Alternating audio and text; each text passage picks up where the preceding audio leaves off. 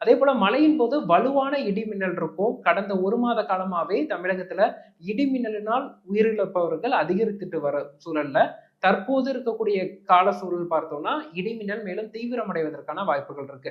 அதன் காரணமா மக்கள் சற்று மழை மேகங்கள் உருவாகி இடி மின்னல் ஏற்படும் பட்சத்துல சற்று எச்சரிக்கையாக இருக்க வேண்டியது அவசியம்.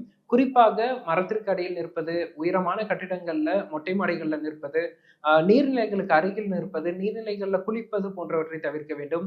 வேளாண்மை பணிகளை செய்யக்கூடிய விவசாயிகள் ஒரே இடத்துல குழுமி நிற்கக்கூடாது, மரத்திற்கு கீழே நிற்கக்கூடாது, இடைவெளி விட்டு நிற்க வேண்டும். இது போன்ற சில முன்னெச்சரிக்கை நடவடிக்கைகளை கடைபிடித்தால் இடி மின்னலில் இருந்து நம்மளை தற்காத்துக் கொள்ள முடியும். ஒட்டுமொத்தமா பார்த்தா நவம்பர் 10ஆம் தேதி வரைக்கும் இதுதான் வானிலை. அனைத்து மாவட்டங்கள்லயும் மழைக்கு வாய்ப்பு இருக்கு. பரவலா மழை இருக்காது. வெப்பம் தான் அதிகம் இருக்கும். மாலை, இரவு, நள்ளிரவு நேரங்கள்ல இடி மின்னலுடன் கூடிய மழை இருக்கும். அந்த மழைப்பொழிவுக்கு முன்னதா காற்றும் சற்று பலமாக வீசும்.